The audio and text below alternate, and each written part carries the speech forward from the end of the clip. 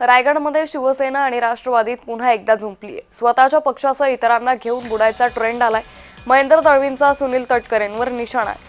महाडमध्ये दुर्बीण घेऊन फिरलो पण विकास कामं दिसली नाही। सुनील तटकरेंनी भरत गोगावलेंवर निशाणा साधलाय। एकंदर बदलत्या राजकारणामध्ये जर काही उलटफेर झालं तर त्याने आमच्यावर दोष देऊ नये, कारण आम्ही महायुती धर्म पाळण्यासाठी निश्चित तयार आहोत। पण मगाशी सांगितल्याप्रमाणे जे चित्र आता एकंदर रायगड जिल्ह्याच्या राजकारणामध्ये उभं राहते ते असंच आहे की आपला पक्ष बुडाल ते चालेल पण दुसरा पक्ष घेऊन बुडलं पाहिजे, ही जी भूमिका कायमस्वरूपी सक्रिय राजकारणामध्ये आतापर्यंत एका फॅमिलीच्या माध्यमातून आलेली आहे आणि ती तोच धोका खऱ्या अर्थाने पेनला असं मला वाटतं।